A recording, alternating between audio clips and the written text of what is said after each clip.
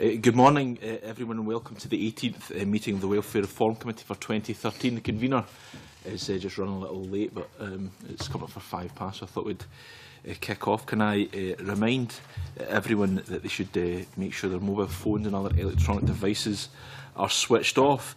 Agenda item 1 is to take a decision to take item 5 in private. Item 5 is consideration of the committee's work programme. Are members agreed? Agreed. Thank you very much. The second item of business today is to welcome the convener who has arrived to the meeting. We'll just carry on just now. Yeah. The second item of business today is to take evidence on petition PE 1468 on evictions due to under-occupation deductions. We have 2 panels of witnesses this morning. Both panels of witnesses will run to strict time limits. Each panel will be given a maximum of 5 minutes to make an opening statement, and there will be 25 minutes for questions from members for witnesses. And I'd like to welcome our first panel of witnesses. We have Mike Daly, Principal Solicitor at the Govan Law Centre, Gary Burns, Prevention of Homelessness Caseworker, Alistair Sharp, Prevention of Homelessness Manager, Senior Coordinator at the Govan Law Centre, and I'd like to invite the panel to make a short opening statement, as I say, lasting a maximum of 5 minutes. Mr Daly, are you going to speak for the panel? Yes, indeed. Thank you, Deputy Convener. I'd like to just start off by thanking the Welfare Reform Committee for giving the opportunity to my colleagues and myself to speak on behalf of Govan Law Centre's No Evictions for Bedroom Tax petition. The petition itself has been a key part of really a much wider campaign which we have undertaken to try and protect tenants in Scotland from the bedroom tax. So, for example, earlier this year we produced a free toolkit to empower tenants by explaining how they might be able to appeal bedroom tax decisions to the first-tier tribunal. And our toolkit has been downloaded many thousands of times by people in Scotland and indeed across England and Wales.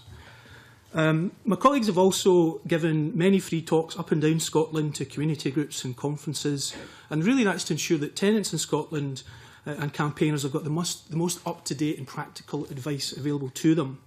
Last month, we secured the first victory in the UK using the Human Rights Act and European Convention Law on Unlawful Discrimination for a severely disabled lady in Glasgow.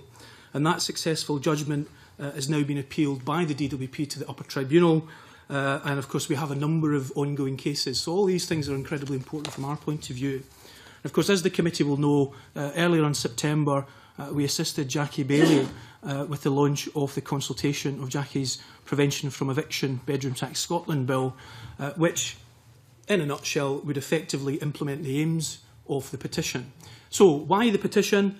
I believe that there's a general consensus in Scotland that the bedroom tax is a flawed, broken policy which is bereft of any redeeming qualities. And I say this with as much sincerity as I possibly can, that we believe that it represents a social apartheid which is very much reminiscent of the Victorian era, where those with disabilities and little money are no longer entitled to their homes. And they're expected to relocate to a fantasy world of a one-bedroom shoebox-sized flat, which we all know doesn't exist in Scotland. There aren't those properties available. So the policy is unworkable. So we start from the principle that the policy needs to be scrapped. But then we say, well, what else needs to happen in the meantime? So I've got a typical example that I'll go through very quickly. Mr and Mrs Reid accrue £50 of rent arrears for a second bedroom, which Mr Reid needs to use due to ill health. They're told that they don't qualify for DHP because of their disability benefits. You fast forward to April next year and they've then got £600 of arrears. And I simply say this to the committee. If their landlord evicts them, it will cost the landlord on average £6,000. If they lose their house, the cost to the council and to the NHS is on average £24,000. And here's the absolute lunacy. They would be entitled to get a new Scottish Secure tenancy by applying as homeless to the council. And it would be highly unlikely that they would be deemed intentionally homeless if they couldn't move to a smaller property. So I'm presenting the kind of the reality of the situation. So really what we're saying is we believe that there's a powerful economic case not to evict tenants solely for the bedroom tax. And that's what the petition seeks to do. It's the equivalent of a surgeon using keyhole surgery to protect the well-being of a patient. And if you agree that it's wrong to evict Scottish tenants because of the bedroom tax, and I do think we have a consensus in Scotland that we all think that that is the case, then the solution must be to give them statutory protection so that that principle of protection can apply to not just council tenants but also housing association tenants, and it will have real teeth across the length and breadth of Scotland. Thank you very much. Yeah, thank you very much, Mike, and can I apologise to colleagues and to yourself and to members of the public for my late arrival. We set off 15 minutes earlier than normal, end up 5 minutes later due to traffic, so my apologies for that. I'll start with, can I just remind colleagues we do have a very tight time scale, so can we keep questions succinct this morning, no speeches, just questions to the petitioners. There's one thing that I would like to kick off by asking Mr Daly is this. In her response to the original petition to the Petitions Committee, the Housing Minister, Margaret Burgess, said that she was concerned that the singling out of the bedroom tax would be an issue. She says, for example, a tenant in financial difficulty as a result of changes to other welfare benefits such as disability allowance. Could that not also be taken into consideration? But do you not agree that the Scottish Government themselves have singled out the bedroom tax by their promises to prevent evictions in local authorities run by SNP administrations? Okay, Convener, I think the easiest way to look at this is to simply to follow what our judges have said. So there was the Court of Appeal case, Burnup, Trengove and Gorey, which was a successful case, you may remember, involving severely disabled children who the Court of Appeal said were entitled, in terms of Human Rights Act, to occupy their own bedroom in a tenancy property. And what the Court of Appeal said, this was the English Court of Appeal, what they said in that case was that when you attempt to argue that there's disability benefits which you could use to supplement any shortfall in your rent, that was wrong in law and wrong in principle. And the reason for that was because disability benefits are for subsistence. Originally, benefits were based upon, after the Second World War, this idea of a basket of goods. You could buy a basket of goods. Now, sadly, that basket of goods is a wee bit on the empty side in terms of how its benefits have been operated. But benefits are for subsistence. There is only one benefit which is for your house, and that's housing benefit. So when anybody talks about benefits being singled out, bedroom tax, we're not singling out the bedroom tax in the sense that it's housing benefit that's been reduced, and housing benefit is the only benefit, as I say, that pays for the rent and for the roof over your head. So I think it's a false premise to suggest, oh, you can't do anything about the bedroom tax because what about all the other cuts to disability benefits? I think it's an absolute red herring. Okay, I'll go to the Deputy Convener, Jamie. Thank you, Convener. Mr Daly, in your letter to the Petition Committee, you suggest that almost 14,000 eviction court actions are raised in Scotland each year, but does that not only tell part of the story? Because actually what we see is in the housing association sector that only about 0.25% of all tenancies in 11-12 ended in eviction, and if we look at the figures since 2007-2008 to last year, evictions by council have fallen by more than half, and indeed housing association number of evictions are down in that period as well. So this suggestion of 14,000 eviction court actions a year doesn't really tell the full story, does it? Well, what it tells you is that that's the number of cases that are raised in Scotland, and actually there's more notices of proceedings. I mean, I think it's maybe 60,000 or something.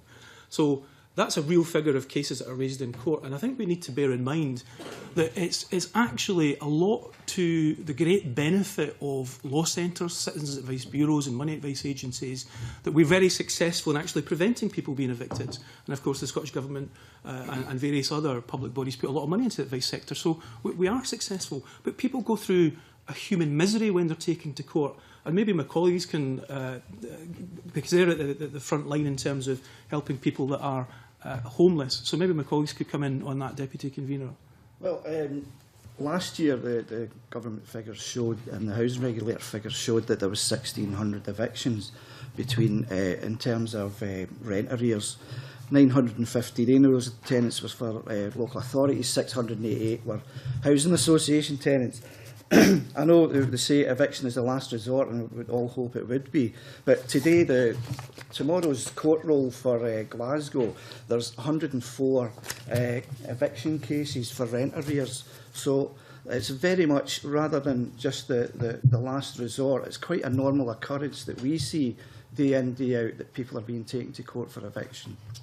And also, the figures won't tell you exactly how many people have exited their tenancies before a decree was granted. So a lot of people, the eviction proceedings will start and they'll leave and they'll either go and stay with a friend or they'll find a private rented sector. So that might be the exact figure for evictions that the Sheriff Courts have given out. But it doesn't tell you how many people have left because of the threat or the process of eviction.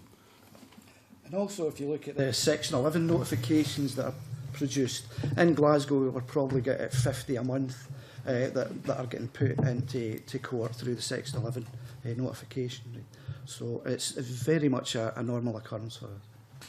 Mr Daly, I mean, I don't doubt you're right that the work that you and other organisations do play a huge role in ensuring that there are a lower number of evictions than been in the past. And Mr Sharp says we hope eviction will be last resort, but it's actually the case it's set out in law, isn't it? The change that the Scottish Government took through to the Housing Act 2010 has surely played a role here. We have a strong protection against eviction, a much stronger protection against eviction here in Scotland than the rest of the UK already, don't we? I wouldn't say that's the case. I mean, I think what we would certainly say is that the Scottish Government has done a lot of good things. The Scottish Government has introduced the pre-action requirements, which is a good thing. But there's a huge flaw and weakness with the pre-action requirements, and that is this very quickly. They only engage before the notice of proceedings is served. Now, that's a way at the start before somebody's taken to court. And the problem is that the way that those pre-action requirements are drafted in law, you'll see that a lot of them, a lot of the requirements on social landlords only bite and engage if the tenant responds. Now, here's the problem. In real life, people will have all sorts of crises going on, and when it comes to getting into rent arrears, you know, if they've got problems with the kids, if they've got problems with their personal life, they're losing their job, what often they don't do is to engage with their social landlord until really, you know, somebody's kind of tapping on the door and you're looking at basically court action. So we think the pre-action requirements are a good thing, but we think, one, they need to be updated because they don't take into consideration the bedroom tax or forthcoming universal credit. And secondly, we've certainly encouraged the Scottish Government to consider that they should be extended beyond the period of the notice of proceedings for recovery, because then that could then mean that social landlords would have to then do a bit more engaging with tenants after that point in time. But I would certainly accept that there is a lot of good preventative work that's going on. One final very quick question I'm making here, because Mr Daly mentions the forthcoming introduction of universal credit. Is it not the case that once that's introduced it will be much harder to extrapolate any reductions in terms of housing benefit, because it will all be wrapped up into that single payment? Is it not going to make any proposal you're laying forward in your petition much more hard to see working in practice? Yeah, I mean, I'll deal with universal credit, and if I can, Deputy Convener, I'll pass you to my colleague Gary, because I think it's important that we actually appreciate what's happening at the moment. And obviously universal credit, if one reads the newspapers, one sees that in terms of the IT problems and so on and so forth, the chances of universal credit being introduced in the near future are probably highly unlikely, if ever. And of course, I know that Ian Duncan-Smith is blaming various people for this, but we think universal credit's actually not being thought through properly. What we've said as a suggestion is that when universal credit, if it comes in a few years' time, what the bill could do to resolve that problem would to have an onus of proof upon the tenant, so that the tenant has to then demonstrate to the court what the breakdown between arrears due to the bedroom tax and what other arrears are. There's a precedent for that already, which the Scottish Parliament introduced from the Homelessness Etc. Scotland Act 2003, which amended Section 18 of the Housing Scotland Act 1988, which is that if you are a private sector tenant, you've got 3 months arrears or more, the Scottish Parliament took the view, and rightly so in our view, that it was unfair for people to be evicted in the private rented sector because there was a delay in housing benefit, and sometimes that was taking months. So the Scottish Parliament changed the law to say that a tenant could come along to court in the private rented sector and explain to the sheriff that there's been a housing benefit delay, and establish that as a fact, and then they will not be evicted on a mandatory ground. So that's what we're suggesting, that same sort of thing. But as I said at the very outset, the reality is it's actually really easy to work out what bedroom tax arrears is. Yeah, I mean, the universal credit, we've yet to see it rolled out, so we would need to wait until we see that's happening in Inverness on the 21st, so we can have a look then. But as it stands, what happens when you get a housing benefit, when you make a claim for it, you get an award letter, and the award letter comes out addressed to you and tells you what you get. Now, with the under-occupation reduction, the bedroom tax, it tells you very plainly how much has been reduced from your housing benefit. So this idea that you can't work out what's your housing, your bedroom tax element, your housing arrears, it's not really true, because it's here, and I've got the letter here. It just says the name's been redacted, but under occupation reduction of £8.35 per week. So it's actually very simple how you work out what the bedroom tax element is, because it's in this letter. So that's what we would say to not being able to work out what the bedroom tax is. And the universal credit won't change that. You get the same award letters, you just get it in a lump sum. So when you get your universal credit, it's putting all your benefits together. So you get it in one payment, but you'll have several different award letters depending on what benefits you're on. So again, the ease of working that out won't change from today. Also, the housing associations will count this itself. We get referrals in this kind of form that shows you the percentage of the bedroom tax, and also how much people are in arrears and how much they owe on a monthly basis. So it is well worked out by housing associations themselves. Okay, Ken McIntosh. Thanks, Raj. Can I just clarify a couple of things first? I'm right in thinking you're saying here in the evidence that there's 14,000 court actions or attempts to move court actions against eviction in Scotland. That was new actions raised last year, and that was in a Shelter Scotland report. But you need to also bear in mind that the way that eviction actions work in Scotland is that because often people are only paying £3.75 a week to their arrears, those cases get sisted, so they get put to sleep. Cases could sit around in sheriff courts for like 10, 15 years. So that's just 14,000 new ones. You've then got thousands of other ones that are floating around, either sisted or continued on top of that.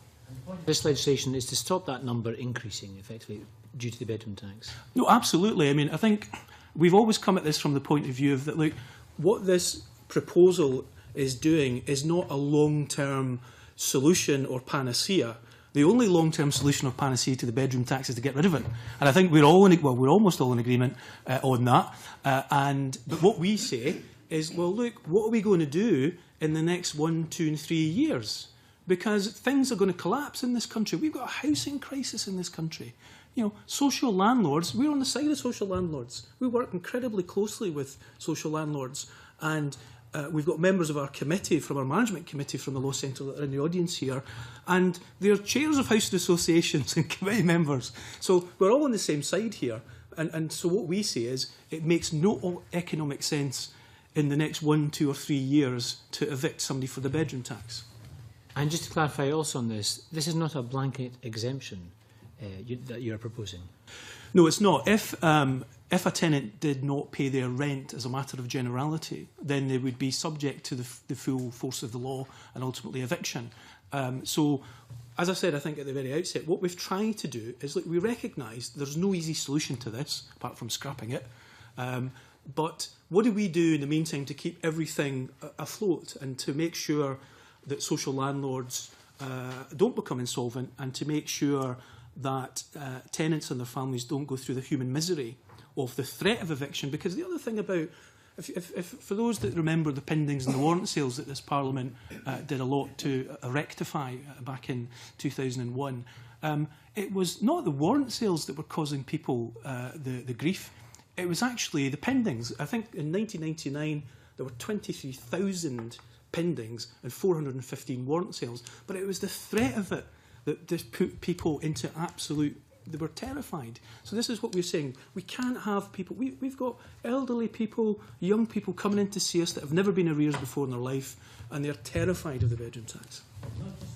I can't preempt the evidence we'll hear shortly from others, but one of the main arguments put is that it will be difficult to distinguish between the arrears caused from other reasons and the arrears caused by bedroom tax. So how do you respond to that? Well, my colleague Gary's already, I mean, we've got letters, we can give these letters to the committee, because they set out this. So this is the current position.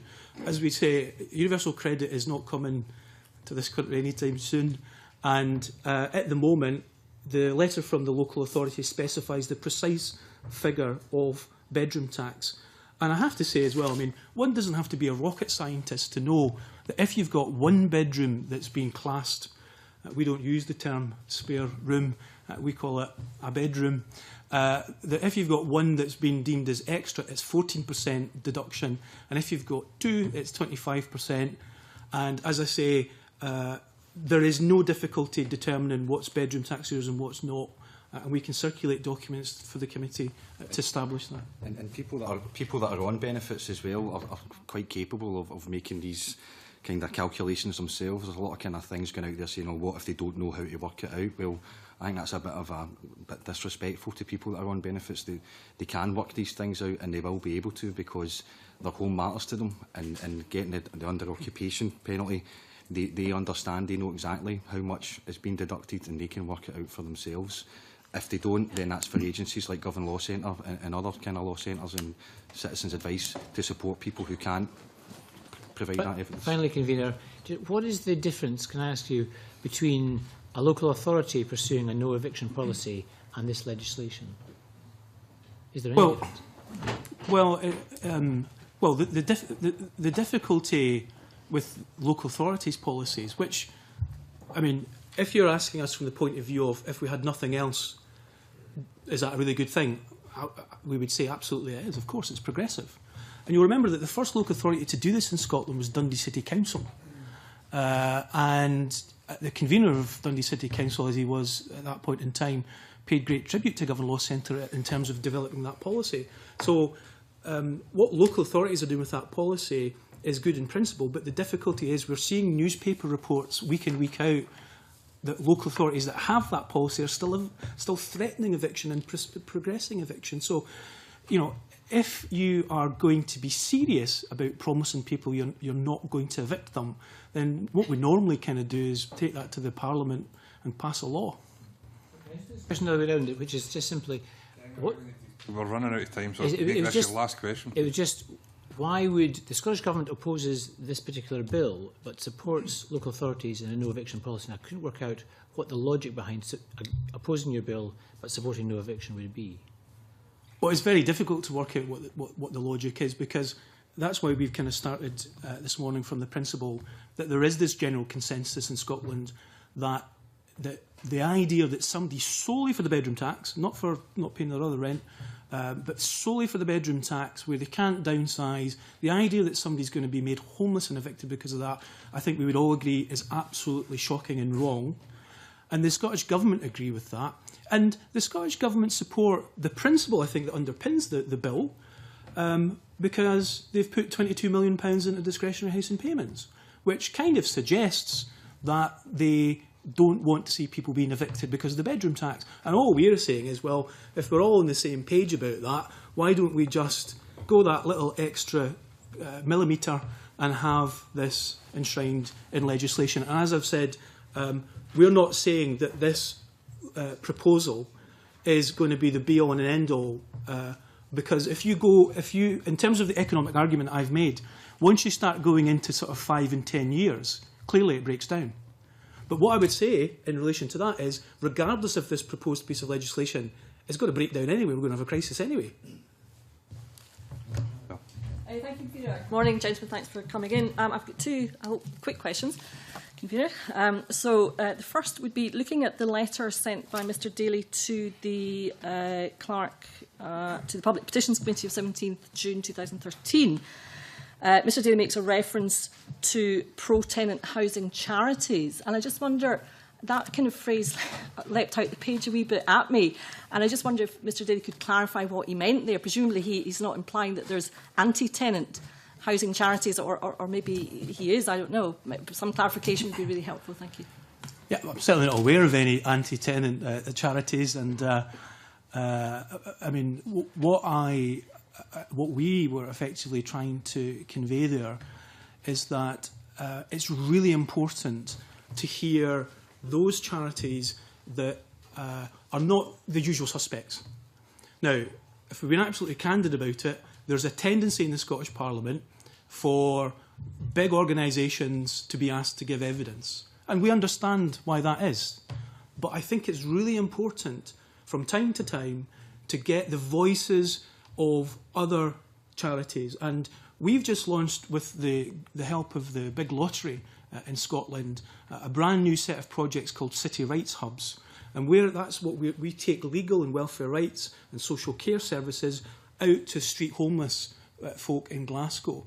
And we've been working, maybe my colleague Gary can talk on this, but we're working with charities who are doing street homelessness work, and we don't often think they necessarily get their voice heard. Yeah, what Mike's referencing is in City Centre of Glasgow, there's 3 organisations which you would call day centres who have who get used by homeless people and people that are in extreme poverty.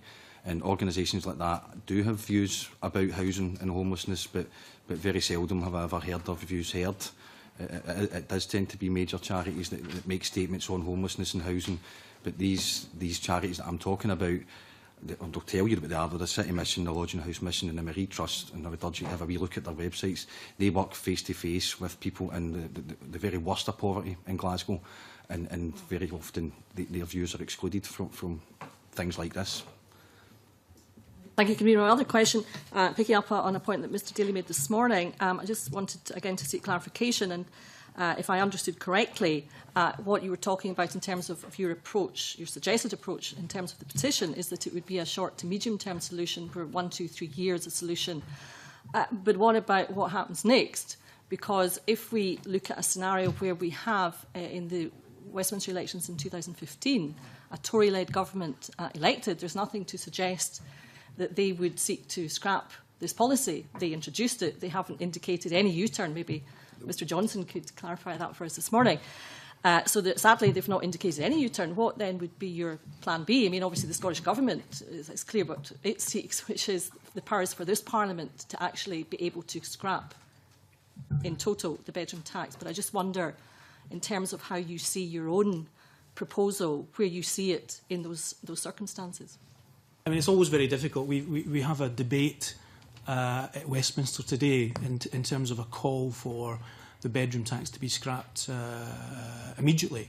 And again, you know, there's a consensus. I think the SNP, I think Labour are on the same page in terms of that happening. Whether there's going to be any change from the Liberal Democrats, we don't know. But ultimately, I mean, I take your point. If what you're saying is what happens in a situation that if we're suggesting this is, you know, short to medium term solution, and I suppose either your 2 scenarios would be there is the Scottish referendum and there's and the yes vote's not successful, or there's the general election in 2015 and we have another Conservative Lib Dem coalition government and let's say there's no change on their policy on the bedroom tax. What do we do in Scotland?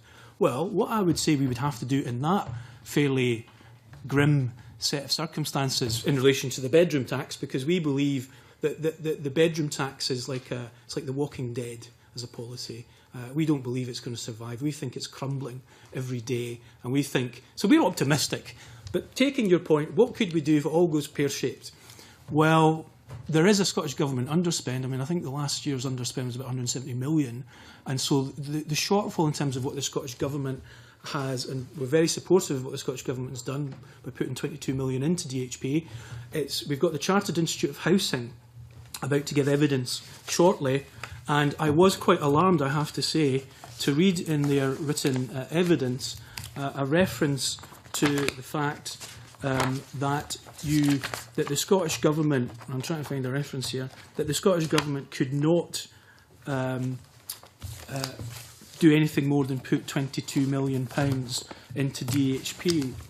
It's on their most recent submission at the bottom of the first page. Now, the reality of the situation is that it is absolutely correct to say that the Scottish Government can't put any more than 150%.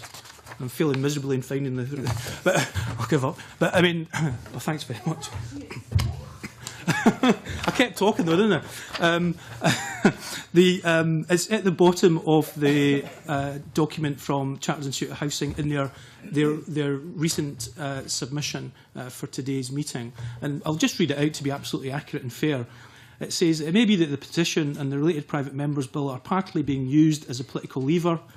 Well, heavens forbid that the Scottish Parliament gets involved in using politics, with which to continue pressing the Scottish Government to find a full £50 million year on year to pay the entire cost of the bedroom tax in Scotland, notwithstanding that it does not have the powers to do this.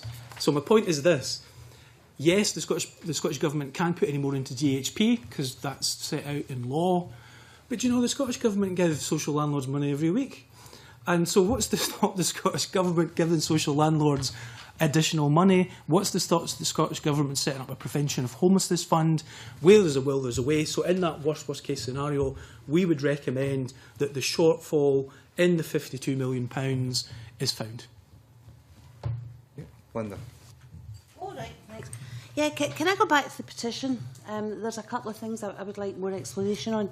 You know, when you actually look at the terms of the petition, it says that rent arrears will get pursued as an ordinary debt.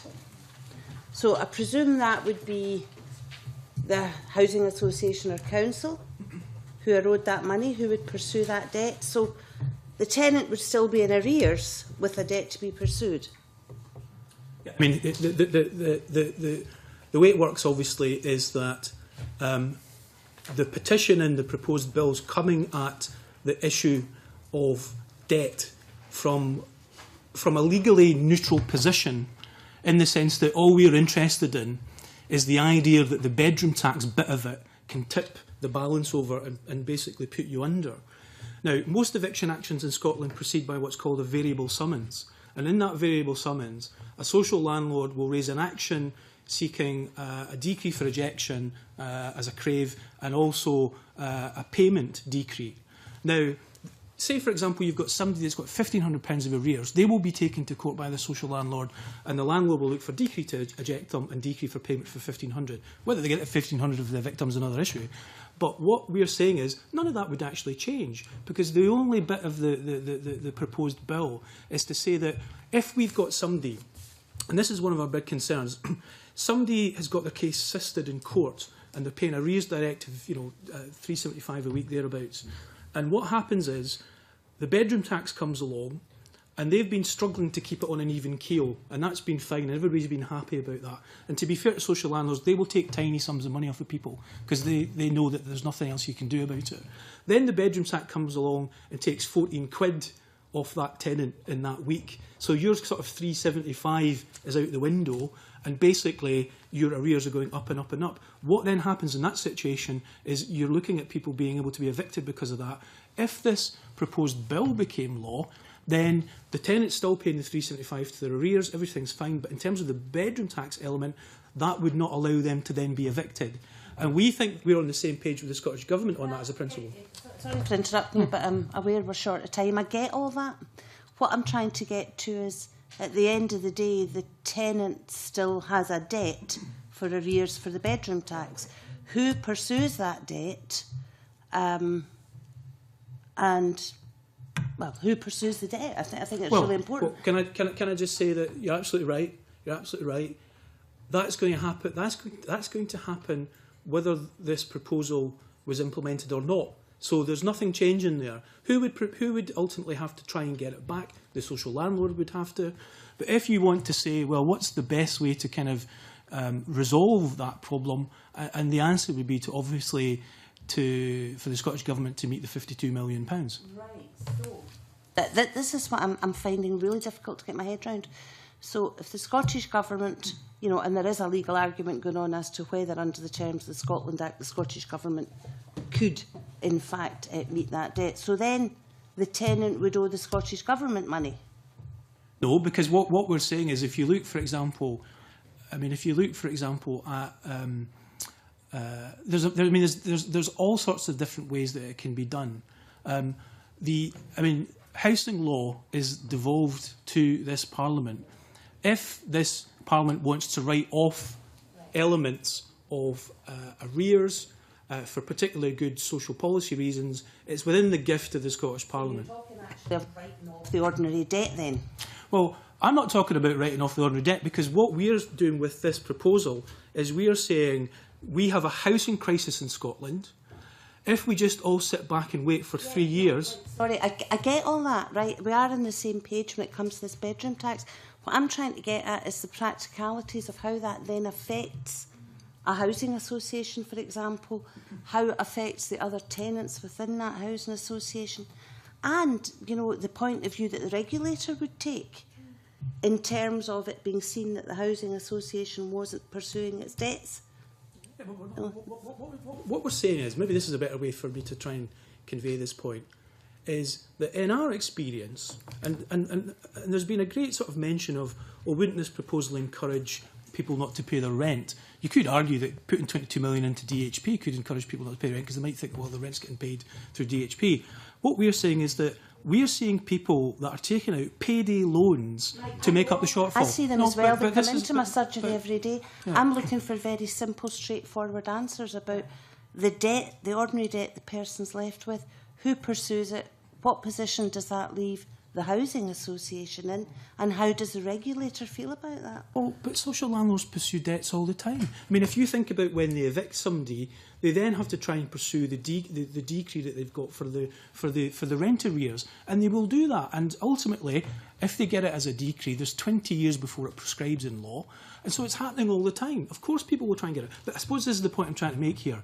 You can't get blood out of a stone, and people don't have the money, in our experience, to pay the bedroom tax. And if the Scottish Parliament doesn't do something about it in the next wee while, then ultimately the losers here will be tenants, and not just tenants, but social landlords. And what we're saying is that, and I understand we're on the same page, in terms of eviction, we are saying there's a very powerful economic case that where you look at, is it economically viable to spend £6,000 to evict somebody for £600 of arrears? Now, the answer to that must be no, right?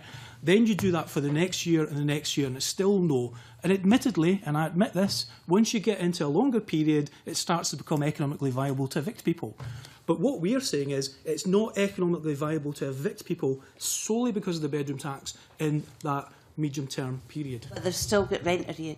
They've still got an ordinary debt And then, instead of bedroom tax. Well, they have an ordinary... debt. Well, it's not really about an ordinary debt, because if you think about the eviction process, people will get, as I said, with the variable summons, a decree for ejection and a decree for payment. So in terms of tenants in Scotland, people are always having an ordinary debt, if you like. The only difference with it being a landlord is that what you can do as the landlord is kick them out of the house, because you need to rent that house to get a rental income, but to have a sustainable business model. But what we're saying is, if you look at the economics of a sustainable business model, it can't possibly be sensible to evict somebody in the short to medium term. But has all this been run past the housing regulator in terms of regulation of housing associations and the governance models that housing associations have? I mean, this is a matter of policy, and the body that deals with policy, I think, in Scotland is the Scottish Parliament. And also, I mean, Well, there's also the governance of housing associations. also That's also an issue. there's also tenants as well. I've heard a lot about housing associations, a lot about local authorities, but I've not heard anything about what tenants are feeling. And tenants would rather... Can I say to you, Mr Burns, I hear day and daily what tenants are feeling. So they are. Every one of us has. So Yeah, but if you ask a tenant I think if we're they on the would rather same have page with that one. If you ask a tenant if they would rather have a date or would rather have a date with possibility of eviction, they would rather have the date, and that's what this policy represents. Thank you, Convener. And I'm going to follow up directly on that particular point, because, like my colleagues around the table, you know, on a day and daily basis, we're being questioned round about this particular issue and seeing the absolute chaos that this policy imposed on us by Westminster is causing. And Mr Burns is correct to a point, but here's a question that was posed to me just a few weeks ago round about this particular issue. And that was from a person who said, as this debt is gathering up, what happens if down the line I manage to find myself a job? What then happens when I get that job in terms of the pursuit of that debt. And I think these are the kind of things that people are thinking about. Beyond that, you know, a huge amount of folk, as you have rightly said, who find themselves in tough times are nae dafties, as some of the people down the road would like us to think.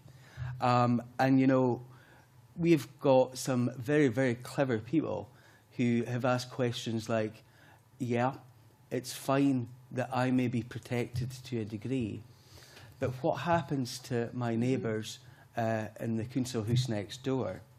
You know, because of the fact that if I can't pay and that is accruing, then, you know, that's less money that's going in to housing capital. And that obviously has an effect on the folks next door. Maybe you can comment on that as well.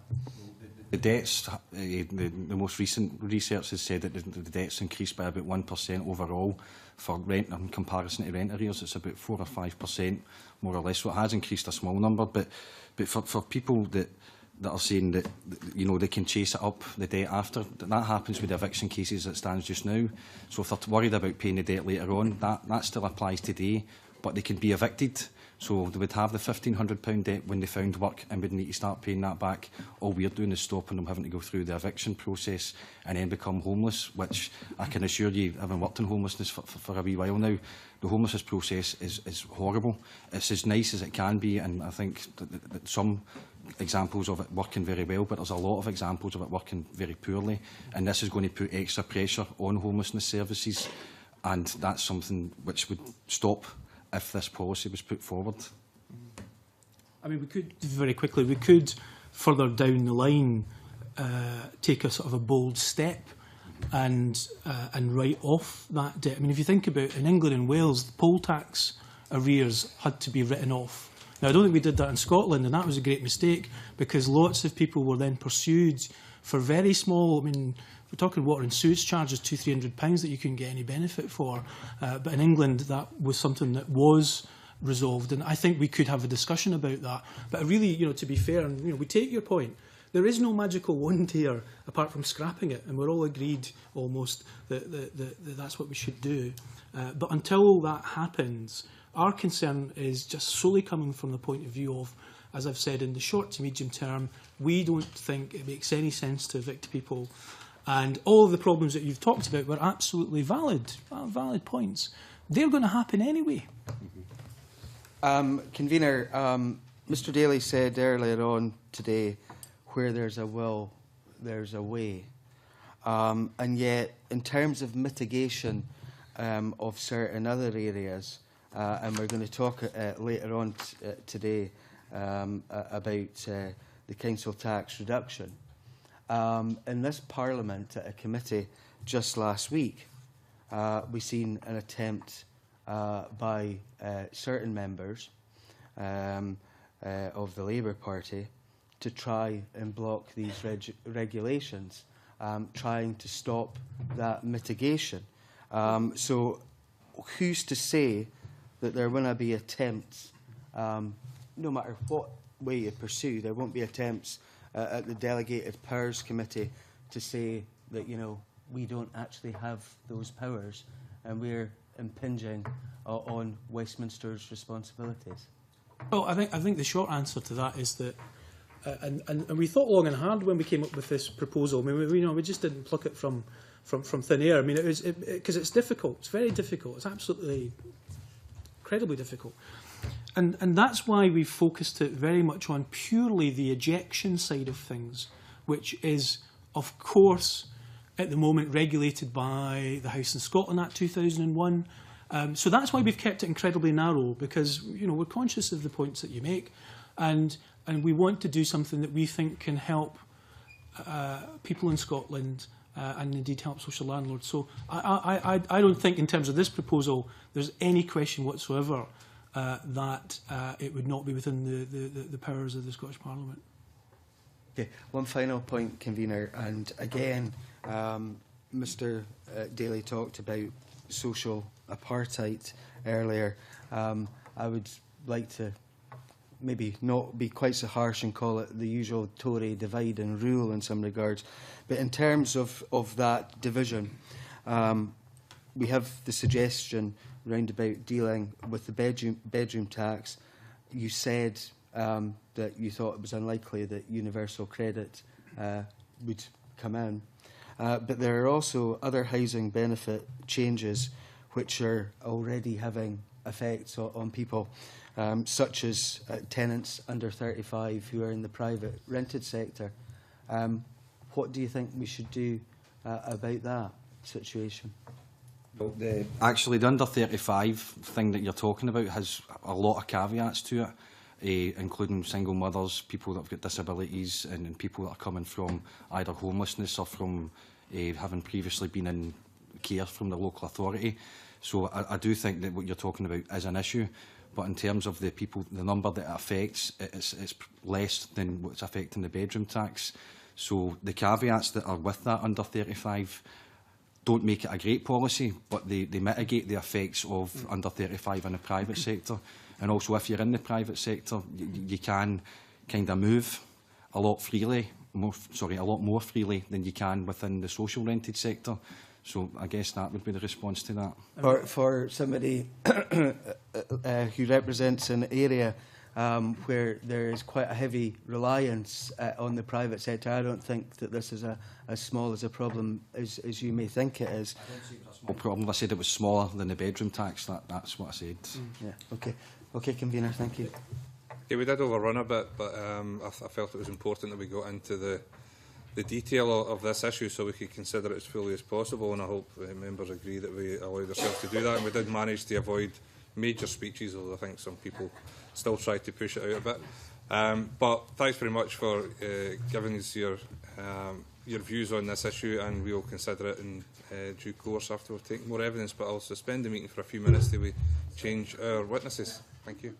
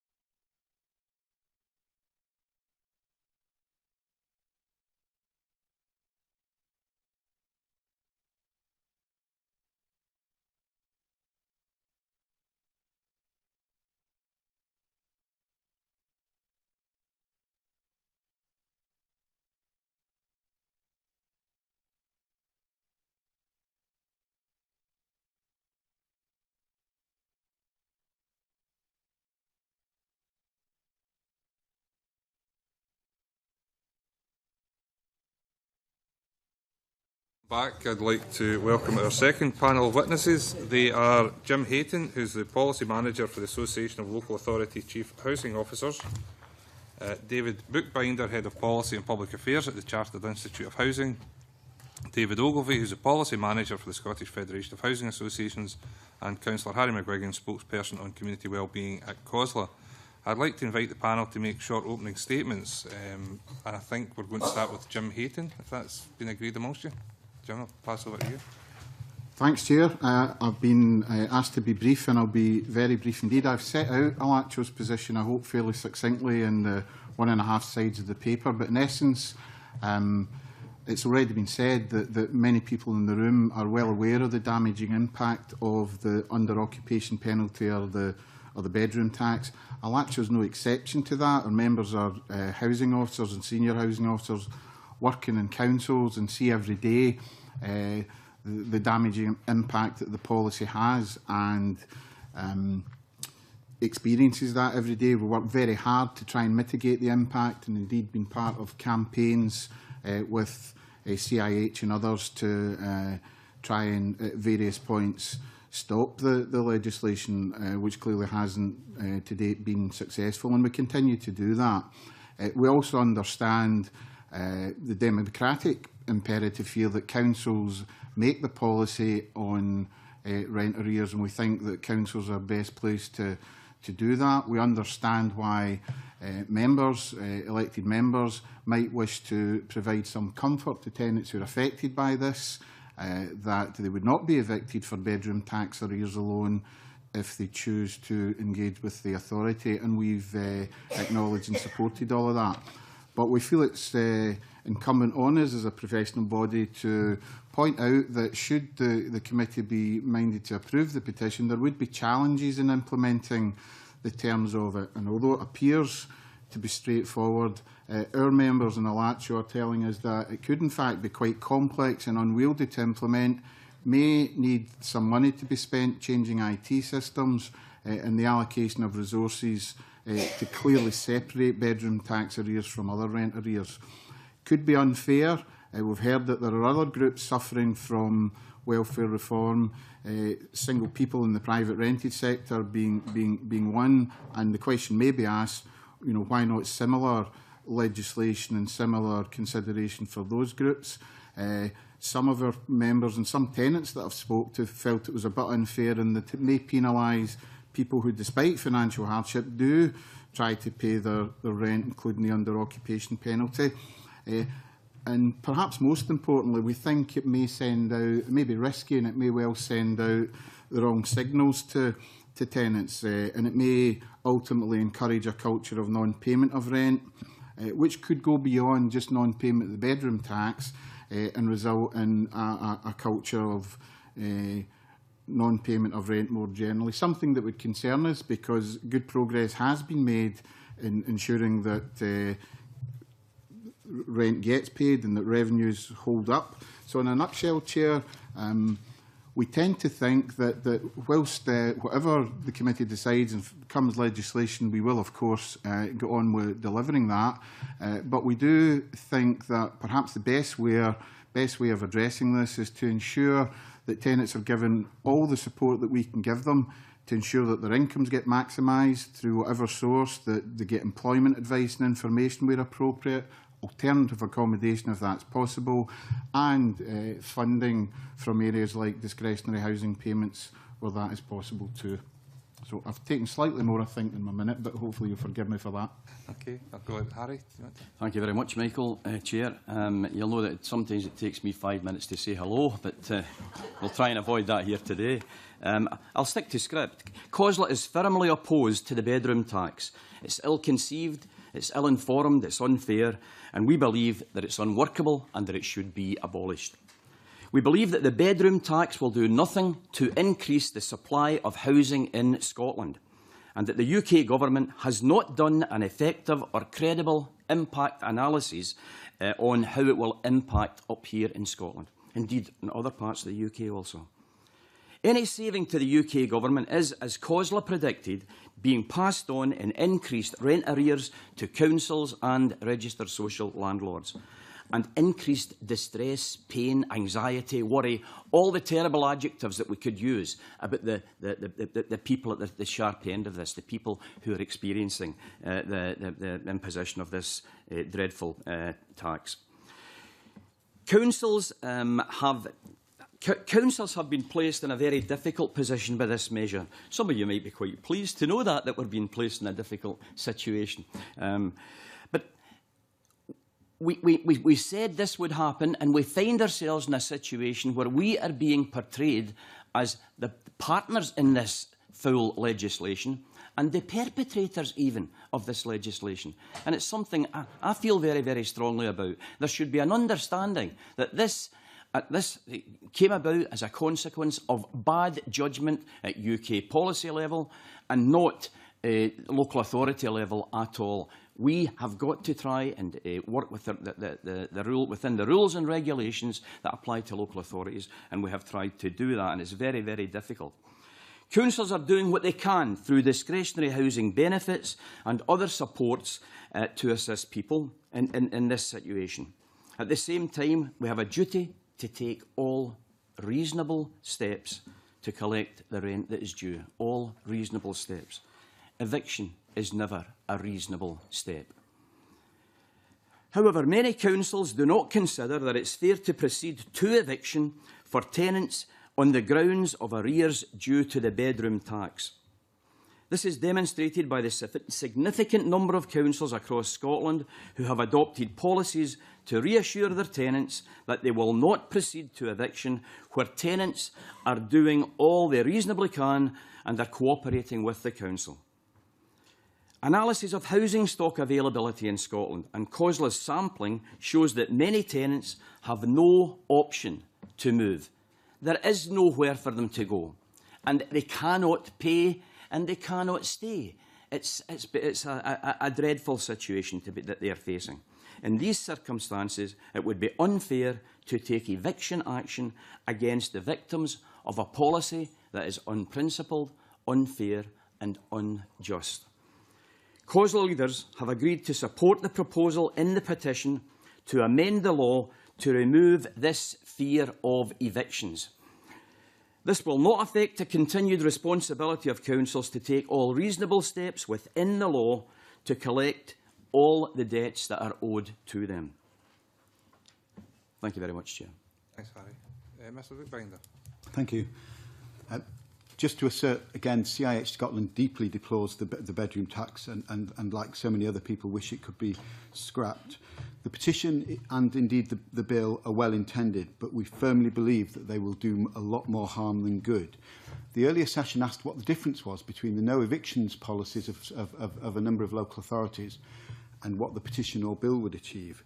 It's a very simple difference. The no evictions policies, or so-called no evictions policies, of a large number of local authorities say, as I think has been said earlier today, that if you're engaging, you're trying to pay, you're talking to the landlord, then there's no question that you would be evicted if you're really trying to engage with the landlord.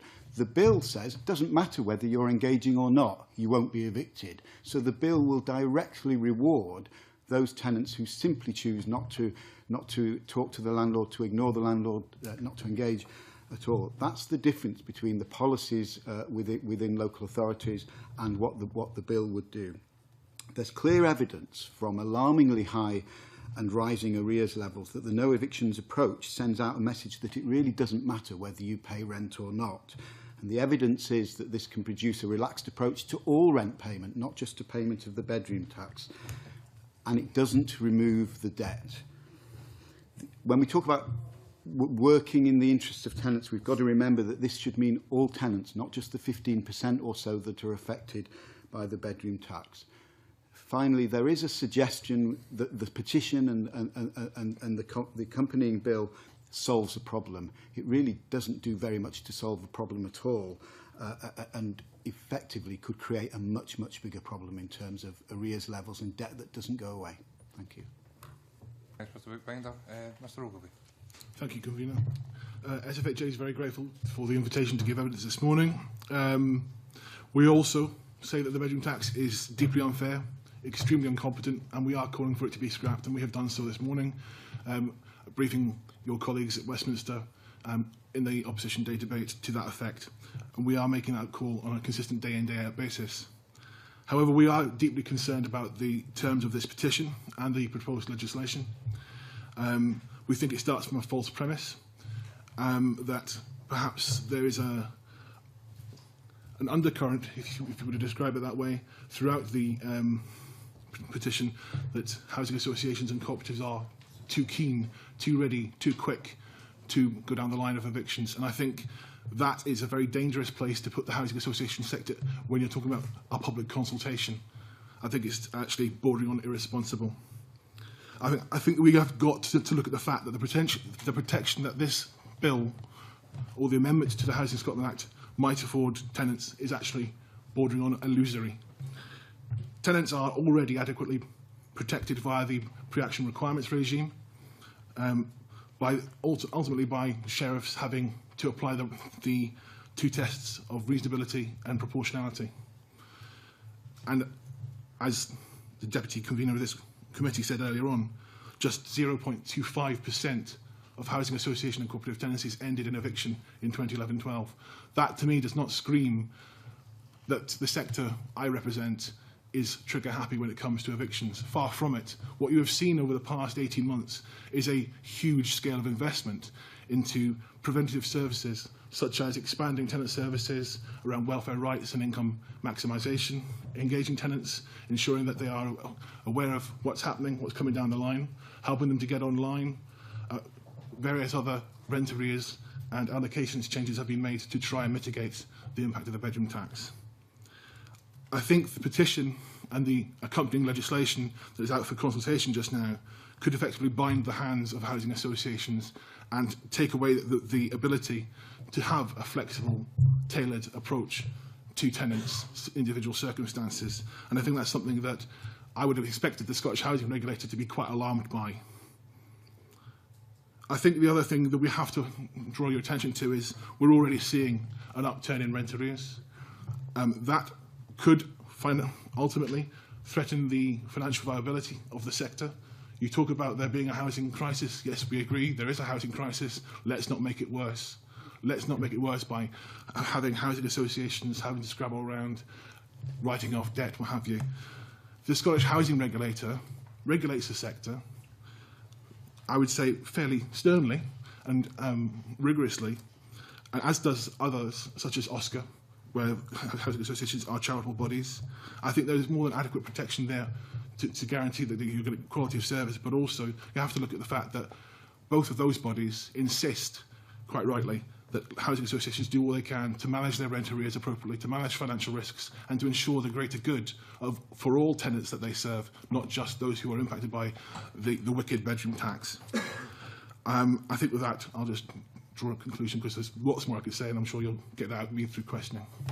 Okay, thanks very much to all our witnesses. It did take a bit longer to get that, but I thought it was important that we got each organisation's statement on the record so that we can then look at exactly what has been said. And there's one thing that I would like to kick off with, specifically though I think in relation to what Jim Hayton and David Bookbinder said, because it chimes with the response that the Housing Minister, Margaret Burgess, sent to the Petitions Committee, where she said that the Scottish Government was concerned that legislation could encourage tenants to get into debt. Now, you've reiterated that concern. But this committee commissioned research by Professor Gibb, and he arrived at the same conclusion based purely on the no evictions policy, which has been trumpeted by the Scottish Government itself. So on the one hand, you've got the Scottish Government promoting a no eviction policy, but the Minister saying that no eviction legislation could lead to debt. How will one situation make the other situation worse? I just don't see the consistency in that argument, and I wonder if you could explain why legislation would create the debt when there is already concern that a simple no eviction policy will create the debt. And we already have the no eviction policy. I agree there's very little difference. CIH was not supportive of the Minister's imploring local authorities to adopt a so-called no evictions approach, because we think that that inadvertently that message, when well publicised, and it was very well publicised by a number of local authorities, however well intended, gives all the wrong messages. It sends a message that it doesn't really matter whether you pay rent or not. So CIH is not of the view that the minister's call was a correct approach and the legislation, the proposed legislation, is an incorrect approach. We think both are very unfortunate approaches, because they both discourage, both give the wrong message about rent payment. Could I suggest that it gives a very, very poor perception of the people that are suffering from rent arrears out there? You know, that there somehow seems to be an audience of people out there that are looking for a way of excusing them from the responsibility of paying rent. That's what this suggests to me. As far as we're concerned, people don't like being in debt. They don't wait to say, well, North Lanarkshire have now announced that they're going to take this particular protective measure.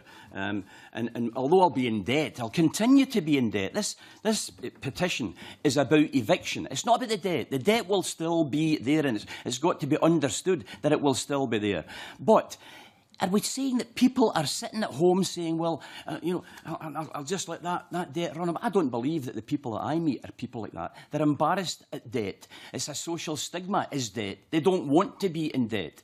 And this will, I think what this is an opportunity to do is to take an enhanced focus on individuals who are falling into this situation because of a very frail and a very poor piece of legislation. They are finding themselves victims of a policy that is not about the social welfare of people. It's really a policy about poverty and intensifying poverty. And that's something that we do have to resist. But we have to get the message across to all of us sitting around this table. This isn't about people saying, well, that's good, we can now not pay our rents. People want to make sure that they're out of debt. They don't want to be in that social stigma category. Thank you. I think, Convener, Alacho members and councils felt probably pretty much the same way they felt about the Minister's statement as they do about the petition, in that there are inherent dangers in both. If they do encourage tenants to think that paying rent is less than important. There was a lot of interest when the first no evictions policy was announced, and it looked at first as if it was just that, a blanket no evictions policy. But when it was scrutinised a bit more closely, it became apparent that there were indeed a lot of caveats, and in particular the one that I think David has mentioned, that the essence of the policy was that tenants had to engage with their landlord. And I think that remains the absolutely key message that we have to get out there just now, which is, as landlords of all hues, we must engage with tenants. It is not just the bedroom tax. I mean, we had last week some very worrying news about the suspension of benefits, 50,000 Scots affected by that. I think it's absolutely vital, and I suspect most colleagues in local authorities would say the same, that we get to tenants, that we speak to them, along with some of the people who spoke earlier and the good work that they do, and that we maximise the advice and information and help and support that we can give to tenants. So I don't think we draw a distinction between, you know, the Minister's advice being more or less reasonable than the petition. I think we see potential dangers and challenges in both of them, and I've tried to highlight those in the short note that I did. In terms of the specific proposal that's put forward by the petition, I think many of the concerns have already been drawn out in questioning earlier on, not least by Ms Fabiani. I mean, what actually happens with that debt? How is that debt pursued?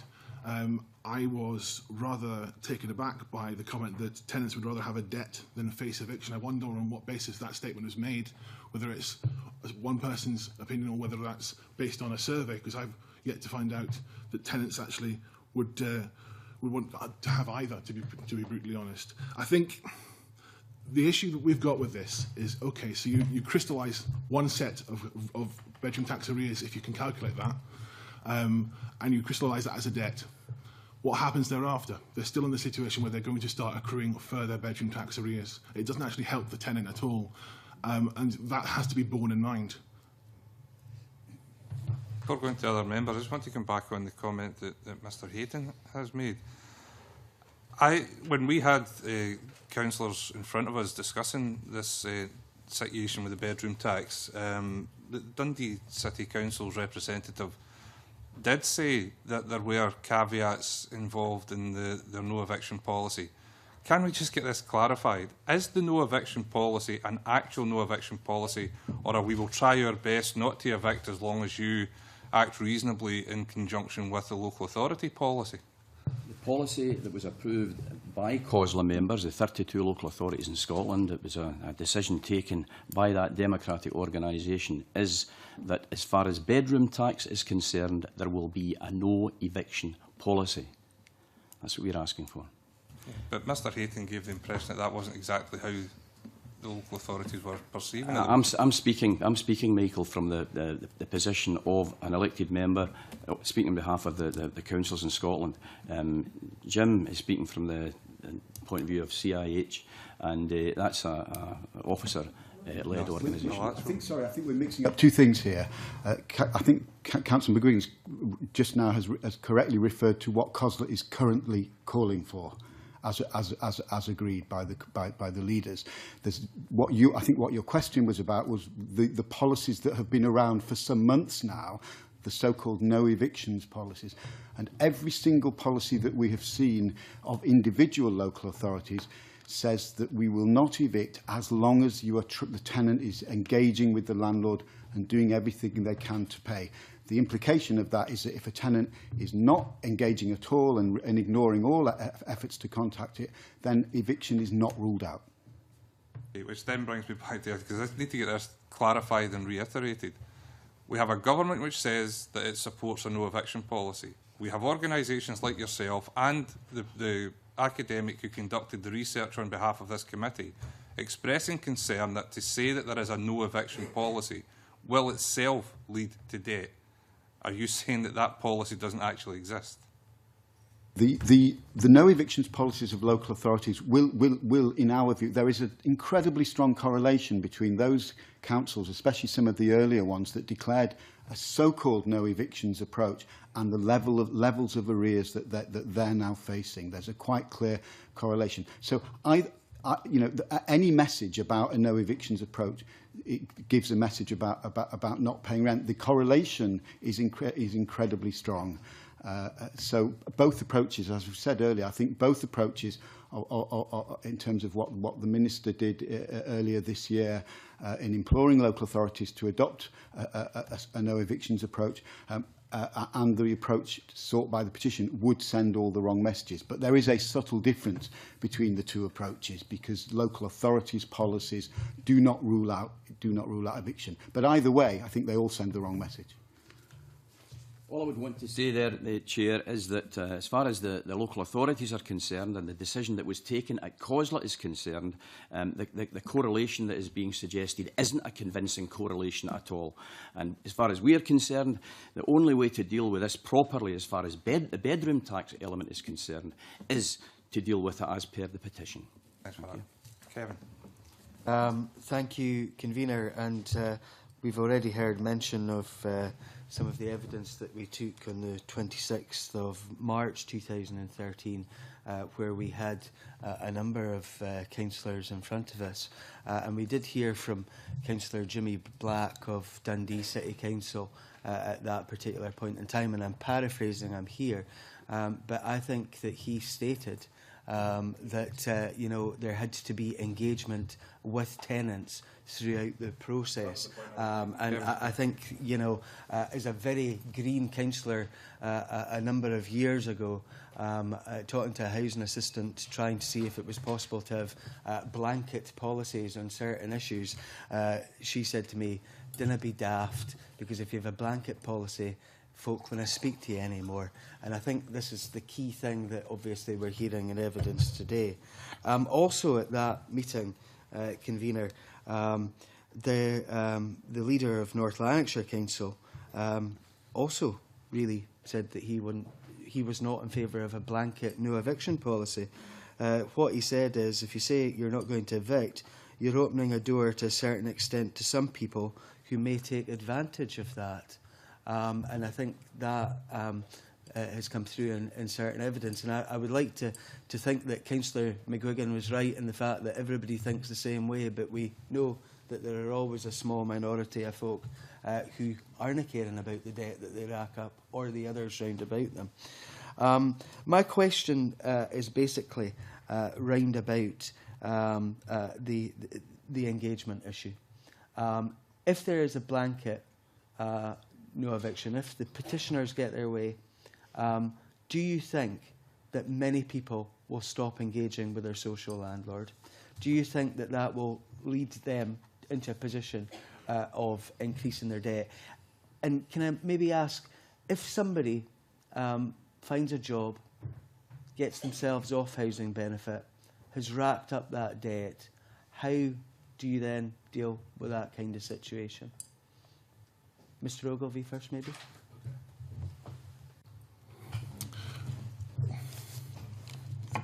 The latter half of your questions now made my first point just disappear out of my head, sorry.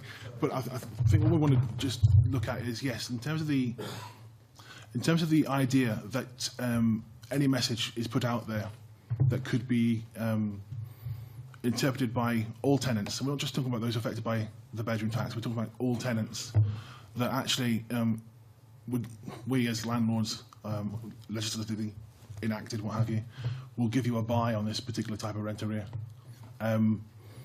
It's going to store up a whole load of practical, day-to-day operational issues for housing managers in terms of what happens to those who are in full-time work, who pay the rent themselves, what happens to those who, as has already been alluded to, are currently seeking work but through no fault of their own receive a JSA sanction of 4 weeks. What happens to their ability to pay the rent on time?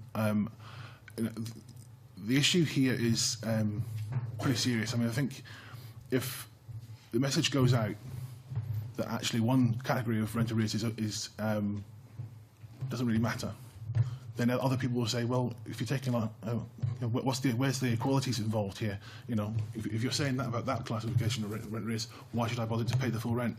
So rather than seeing a pattern of non-payment, I think what you'd end up seeing is a pattern of underpayment or sporadic payment, and I think that's going to be a much bigger issue for us to manage in the future. So I think that in terms of that, that's a big area of concern for us. You know, with greatest respect, is a speculative response, and the same as others are speculative on this particular issue of whether or not there are other subsets out there that would say, well, if they don't have to pay that, then we won't have to pay for this and so on. I don't accept that people think that way. I'm going to come to the point that you asked in connection with, first of all, whether or not the debt is pursuable. I think you're trying to get at that one. You also made a reference to the leader of my own council, and I think Jim McCabe gave a very, very honest and open answer when he attended this committee way back in March, when he made the statement that we were, of course, pursuing all particular aspects of this. We wanted to make sure that we were not in any way inviting people to simply say, we're not going to pay. That was certainly the situation away back in March. But as we're now in November, and we're seeing the terrible consequences of the bedroom tax. I'm seeing people, and you're seeing people coming along to your surgeries that are distraught with anxiety and worry. This tax is a bad tax. It's something that's unjust, and it's something that was imposed. And there's nothing in the missives of North Lanarkshire or any other council in Scotland that says that we can change things tomorrow just like that, and you'll have to pay another 14 or another 25% as a consequence of that. That is bad policy. It needs to be abolished. This is one way of at least protecting people who are suffering from the worst duresses of it at the moment. Can I ask you then, Councillor McGuigan, and we know that it is a horrendous policy, and well, one of the stupidest things that I think there has ever been in terms of policies emanating from Westminster, and there have been many. But you said that Mr Ogilvie was being speculative. Can I draw your attention back to what Councillor McCabe said on the 26th of March? He said, you're opening a door to a certain extent to some people who may take advantage of that. Right now, Councillor McCabe has said that. Mr Ogilvie has said much the same just now. You called Mr Ogilvie speculative. Do you think Councillor McCabe was being speculative when he gave his evidence on the 26th of March? No. And if you don't, what's the difference between what Councillor McCabe said and what Mr Ogilvie has just said? If I can, Chair, because Councillor McCabe said, in your own words, there may be some. The suggestion that I would take from the contribution of David there, and it's a well-intentioned contribution, I recognise that, is that there is the inference that there's a whole host of people out there that are saying, well, that's what we will do. That's not the situation at all. It's not the situation that Jim McCabe expected. Jim McCabe recognised the reality. And as I say, that took place in March. As we see the heinous effect that this piece of legislation is having, then it's quite right that we re-examine and we review. That's part and parcel of sensible politics, I think, in the best interest of the communities that we serve. And that's what Jim did. Our position is absolutely clear in North Lanarkshire, and it's absolutely clear in COSLA, that as far as eviction for bedroom tax is concerned, that will not be countenanced by us, and we're hoping that everyone sitting around this table would concur with that. Mr Brookbinder. Yes, just very briefly. Most tenants undoubtedly want to pay their rent, but I think when push comes to shove, if you've got fuel bills, food, Christmas to worry about, if you sense a more lenient approach from your landlord to rent, you might make that less of a priority under competing pressures. Let me give you one very, very brief example. I'm not going to say which council area it's from, because that doesn't really matter. We know of one area where the council adopted a so-called no evictions approach, gave that message. Their current non-payment rate for the bedroom tax is 74%. A few miles away, there's a small community-based housing association which gave no such message out and worked intensively with tenants to try and maximise rent payment. And their non-payment rate is 10%, compared with 74% from the local authority. Thank you. Mr Hayton. Yeah, I mean, local government officers are paid employees of local government. If councils... and Councillor McGuigan has outlined COSLA's policy. And if councils adopt COSLA's policy, then it's absolutely, unequivocal. Local government officers will get on and implement that policy. If it's a blanket policy and no evictions, and I think officers would absolutely get the stress and the suffering, that might go some way to alleviate, that they would go on and implement it.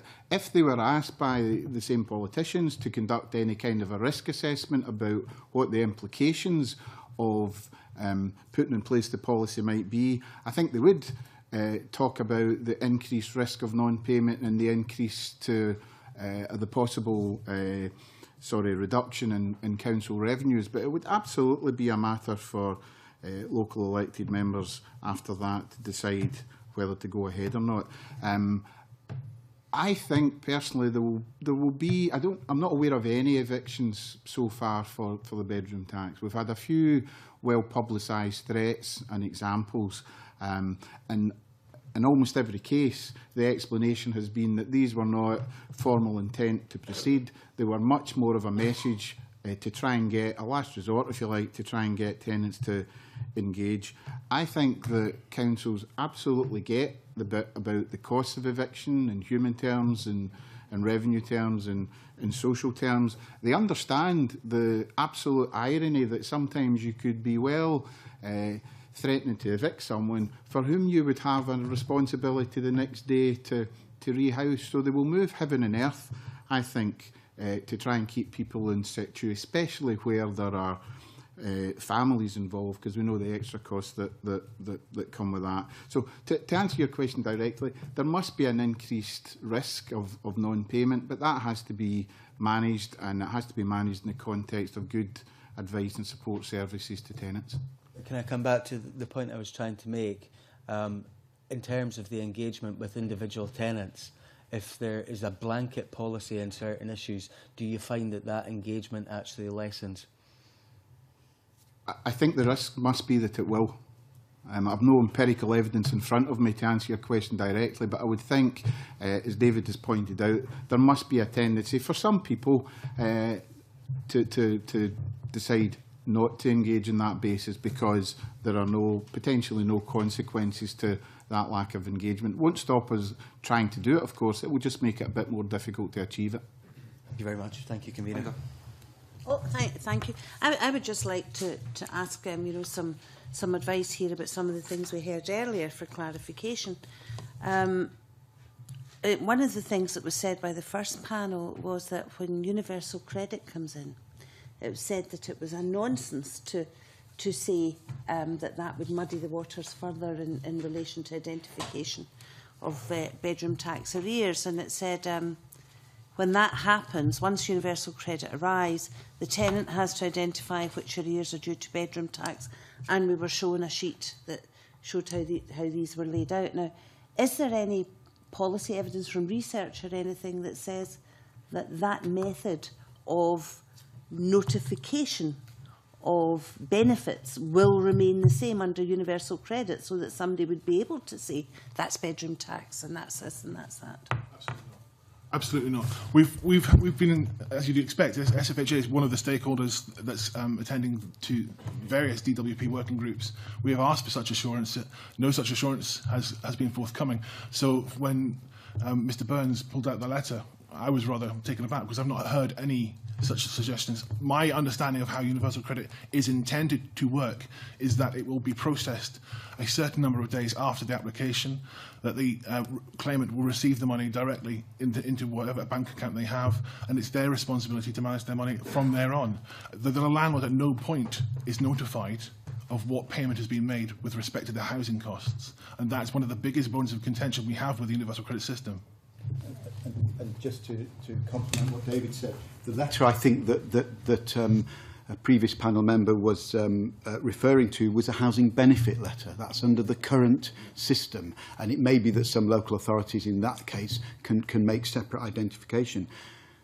The panel member earlier said, and I did write it down at the time, that universal credit will involve several different awards letters telling you what you get. We do not know that at all, and everything we understand about universal credit, the whole purpose of universal credit is that it is a single claim that will not break down the fine detail of every single component of that. So every understanding we have as the Chartered Institute of Housing across the UK is that level of information under universal credit on the housing element will be nothing compared with what it is now under housing benefit. Quite extraordinary to suggest that we cannot get that information. If we have the will to get that information, we can get that information. We can negotiate with the UK government to ensure that we are able to access that information. And that is the approach that we should be adopting. We should be making sure that information that we require to make things to ensure that things are done properly and in the best interests of the welfare of the people that we represent, we should be making sure that we can get that information. Can I just make a very brief supplementary comment on that? One of the other things that we will lose when universal credit comes in, don't forget, is that local contact with housing benefits management.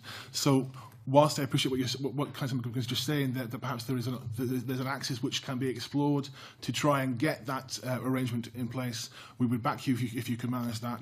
But I see no signs of that happening just now, and I have to deal with what's actually been put in front of us. So the situation that's put in front of us is that we would actually be in the dark about housing costs. Yeah, there was another thing that was said, Convener, that I think is probably aimed at David Ogilvie, particularly in relation to housing associations, because housing associations come in many forms, some large ones and some very small, community-based, with voluntary committee members, small operations. And one of the things that was said was that this petition, and I am paraphrasing now, although I wrote down the actual phrase, as part of it, we have to make sure that social landlords don't become insolvent, which I found a strange sort of statement. So I would like the take by the representative of all these different sized housing associations about how it ties in relation to the debt issue and everything else with financial covenants that housing associations have to operate under. about the governance in relation to the voluntary committee members who are doing this, you know, out of their own time for no reward whatsoever, and of course the Scottish Housing Regulator and COSLA. Do you have a take on how this petition would help to make sure that social landlords don't become insolvent? I wouldn't want to say that. Okay, I'm just going to say it. I think we need to bear in mind that Mr Daly is currently sitting on the Scottish Housing Regulators Board. So I find that one a bit of a head scratcher for me as to when that body has, that august body has the responsibility for the oversight and the governance, the regulation of housing associations with regard to rent arrears and debt management and financial and risk profiling and all of that. There has to be, there's a dissonance between that reality and what this petition is putting forward, and I think we have to just find out what's going on there. I think we are very concerned, quite frankly, that we're already seeing an upturn in arrears 3 months into the bedroom tax. The SHR's own research is indicating an upturn in rent arrears. We have yet to see the latest report, and at the risk of getting into the realms of speculation again, my expectation would be that we'll see a further increase. And as you push and push and push at the margins of existing financial covenants, then yes, there is always that risk, that fearful risk that none of us with SFHA really want to countenance, but that housing associations of some sizes, or might not be about size, it's about the individual circumstances of those housing associations, that some might actually be pushed to the brink. There was a phrase used by Mr Daly that in the earlier evidence that it was just an extra millimetre. That's all they are asking for, is just an extra millimetre. I have to contend that perhaps this committee has to satisfy itself that that extra millimetre isn't going to be what shoves some housing associations over the edge. Just one final question from Mr McGuigan. We really are starting to go up against the clock. Right, yeah. I'm just very aware that we've been talking a lot about perceptions today. Yeah, and I mean, I think there's been a lot of perceptions put up today. And what I would say to Councillor McGuigan is, you know, one of the perceptions is that you know, the Scottish Government has all this money that it can mitigate all this stuff with. And we've seen it with the Scottish Welfare Fund. We're now being asked to see it again with this. There's just this perpetual mitigation of UK policy. And I would just like to ask Councillor McGuigan, from COSLA's perspective, how long he thinks this country can sustain that in the face of what is coming from Westminster, and actually have COSLA ever considered dealing with the fact that if we had powers in this Parliament to deal with welfare, we could get rid of the bedroom tax almost immediately? Chair, well, that's a big question, and even Harry McGuigan couldn't answer that question for you, Linda. But I could certainly say this to you, that we should be working together with the Scottish Government to find sensible and effective ways and means of mitigating the social pain that is being experienced out there in our communities within one of the most fragile subsets of our community. We've got a responsibility to do that, Linda, and sorry, Chair, through yourself, and work in that way. So I don't have the remedy, but I tell you this much. There was some discussion way back in March at the same time as maybe my council leader was coming in here and doing his best to try and suggest a way forward. At that particular time, we were talking about the need for, and I was negotiating with your ministers in respect of the need to try and find resources from somewhere, because the pain was being felt out there within a month. We were seeing that. And indeed, you're correct, Linda, and we're delighted that they have the 20 million. But it took negotiation to secure that. And all I'm saying to you is, Linda, in terms of finding a solution to this, the solution can be found by negotiating with ministers of whatever hue those ministers happen to be at a particular moment in time, in order to get the best set of remedies and to find a set of remedies that will mitigate the pain and the anxiety that is out there. And I'm certainly up for working with that, and I'm sure COSLA are too. Can I just say, to finish this point, that the very idea of negotiating with the nonsense we've had from the UK Government... I said no speeches, Linda, right? We go to Ken. Thanks. Right, sorry, catch my name in that. Thanks very much, Convener. Mr Bookbinder, I can just ask, just to pick up a reference you made in your opening statement about the difference between the government and local authorities' no eviction policy and this particular legislation. I mean, this is what we're talking about. This is national policy, it's Scottish Government policy, it's Scottish local authority policy, and we've got a proposal here to make it legislation. Now, you suggested that the only difference is that the bill doesn't place an emphasis on tenants to engage with landlords. But the petition specifically says that tenants who do not pay the rent and or fail to engage or act reasonably with the landlord would be liable to eviction proceedings. In other words, it doesn't change their engagement with landlords one bit at all.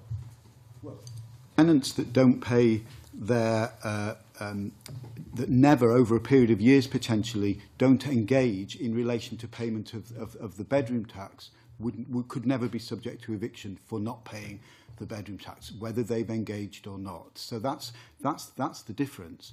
The proposed legislation would be effectively rewarding tenants who don't engage at all in relation to payment of the bedroom tax. It's quite clear. Whereas under current local authority approaches, that eviction would be an option, a sanction open to the local authority for tenants that were not engaging at all, and indeed to a housing association. Just to clarify, it may be a sanction, I agree with that. In what way does this bill in any way change the policies of all local authorities, of all housing associations, to engage with their tenants? In what way is that damaged or reduced or minimised or lessened in any way by this bill? Obviously, at the moment, councils and housing associations are doing everything they can to engage. If, however, over a long period of time, a tenant is failing to engage, then under the current position, eviction is there as a last sanction for tenant refusing to engage. Under this bill, there is no such sanction. Sanction, I agree, but how does that? I mean, I'm sorry, I still don't understand. You said it earlier. The difference between a local authority and the government's. The context was, what is the difference between a council's local authority, no eviction policy, and this bill? Is that this bill does not place the emphasis on tenants to engage with landlords. Yet they both do exactly the same thing. They both simply remove the eviction sanction. So I don't see the difference between the two. Well, policies don't remove the eviction sanction. The eviction sanction is there. That's the answer. The eviction sanction is there. So there's a very big difference between the two approaches. There is no eviction sanction under the bill. Sorry, if the government says that they've got a policy of no eviction, and local authorities say they have a policy of no eviction, what is the difference between that? Yes, I'm struggling not to understand how I cannot get this message across. The original policies adopted by local authorities that were so-called no evictions policies were no eviction if you engage. That means potential eviction if you don't engage. That's the difference. Do you think that bedroom tax arrears is still a policy for eviction, despite the fact that the government has said it's not and council have said it's not? You think it still is a policy for eviction? I would imagine evictions will be minimal if there are any at all. But if over a period, over a period of 2 or 3 years, a tenant refuses persistently to engage at all, to answer any letters, to answer the door, to answer phone calls, refuses to talk to their landlord for a period of years about the bedroom tax, then eviction is there. What's the difference, Mr Bookbinder, between that policy of no eviction and the policy of eviction for anything else? All tenants have to engage, and if they don't engage for their debts, they will be finally evicted. I don't understand. The bill will prevent that. Yes, I know, but currently, at the moment, you're saying the government says, and local authorities say, there is a no eviction policy for rent arrears in terms of the bedroom tax. And you're saying that that means that they will not be able to engage. But there's no difference between the policy of engaging on the bedroom tax and the policy of engagement on any other debt. So I don't understand, is there any difference between the two no eviction policies? Because there doesn't seem to be at all. Yes, under one policy there is the sanction of eviction. Under the other policy there isn't. There's no eviction sanction. It's not an option open to the landlord. We're agreed that sanction's going to. They're really starting to move up against the clock. So. Can I just ask again, Mr Bookbinder? Why did he put in this? There's a point about he believes that this bill is actually designed to try and get £50 million out of the government. I'm not quite sure why he included this comment, but does he believe it's wrong for the government to pay £50 million to mitigate the effects of the bedroom tax? Sorry, does who believe that? The CIH. It's.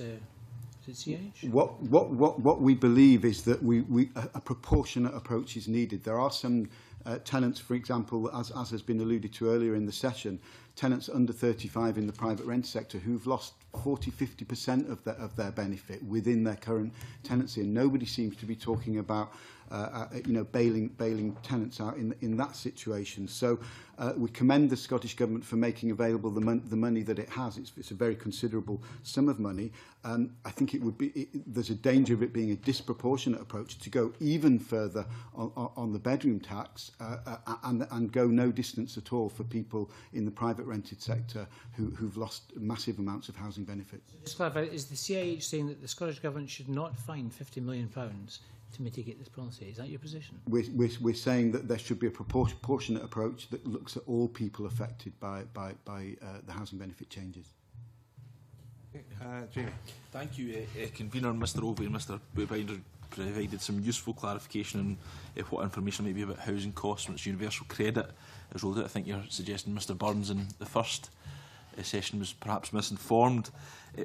But having given us that level of clarification, could you maybe say what, how, if there is that lack of information in once universal credit is in place, how that manifests itself in trying to take forward the policy objectives of this petition?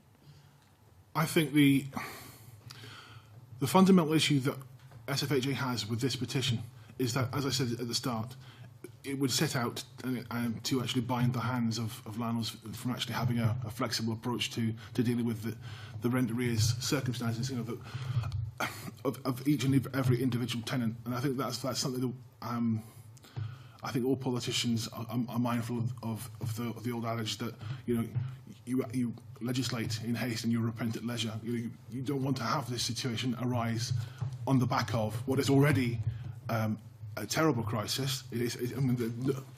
I don't want anybody to leave this session thinking that SFHA doesn't care about the tenants that are affected by this. We care deeply.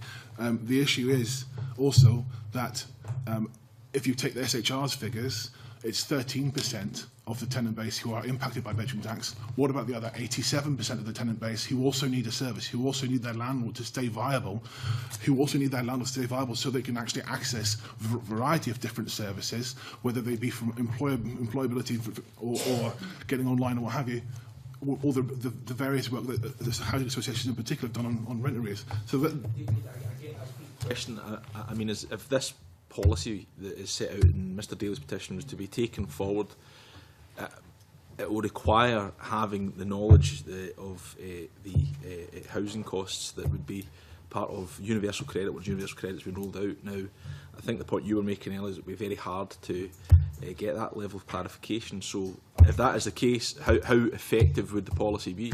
How would you be able to take it forward on a practical level? On a practical level, I've taken soundings from housing managers over the past few months. Whilst the SHR report does report a hypothecated, if that's the right word, but a hypothetical sort of level of bedroom tax arrears, that's been done as a snapshot figure. So you're going to get that figure as at one point in time, but because the population that you're measuring here is dynamic, the circumstances, the profile of who's being caught by the bedroom tax and who's not at any one time changes. You have to, so that's another issue here in terms of that.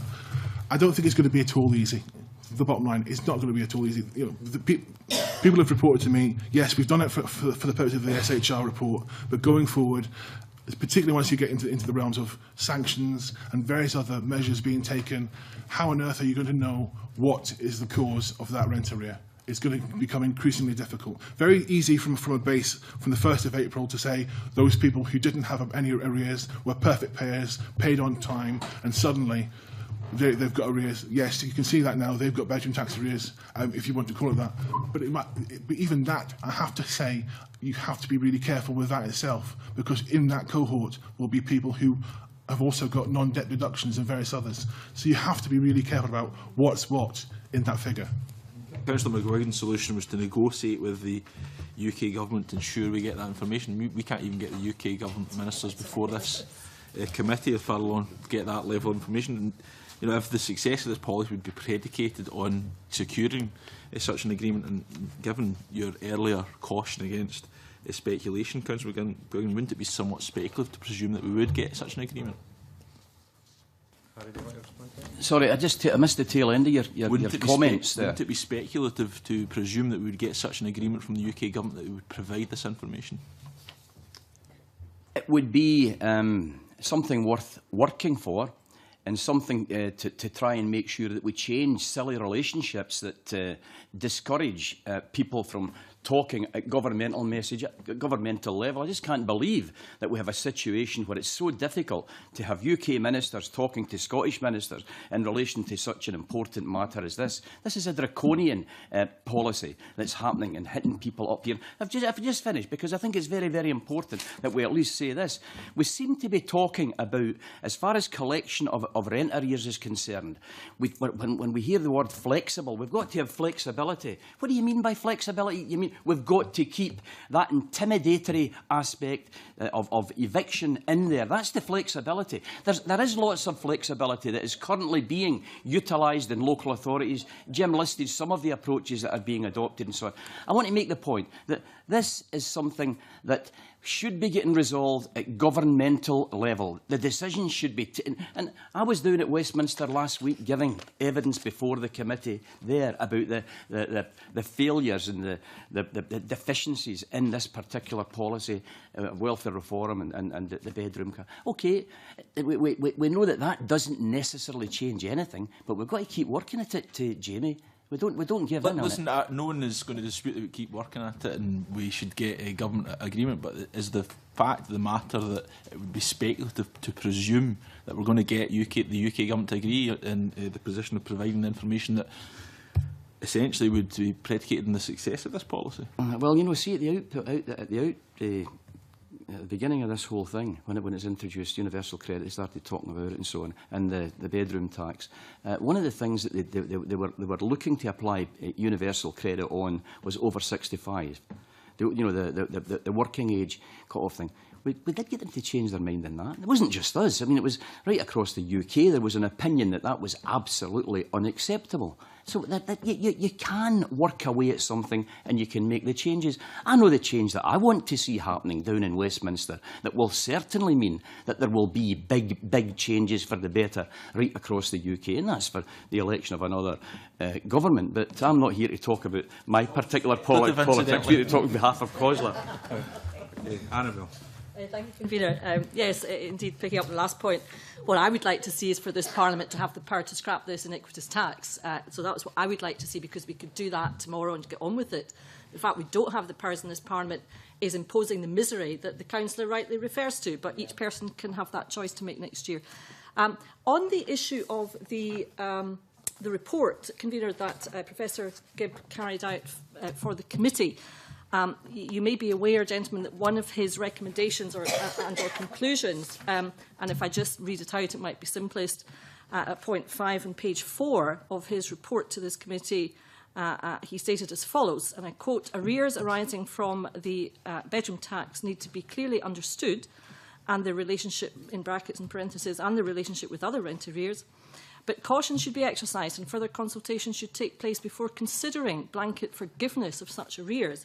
And I would just be appreciative of hearing comments from the witnesses on that particular conclusion, with the added thought that in order to arrive at a useful conclusion one way or t'other, it seems implicit that what we need is more information, including, I would have thought, more information about the cost implications of pursuing such a policy as represented by the petition. So what estimates have been carried out about the cost of pursuing such a policy vis-à-vis local authority budgets, vis-à-vis the Scottish Government budget, vis-à-vis the budget in terms of the housing sector as a whole, picking up some of the issues already referred to. I think these issues would be incredibly important to work out in advance of doing something that could have an even worse impact, not the way it's intended, but perhaps the actual impact. Perhaps the gentleman would care to comment. Yeah, I'll go first. I have Ken Gibbs' report in front of me, and broadly I think would agree with his recommendation about caution.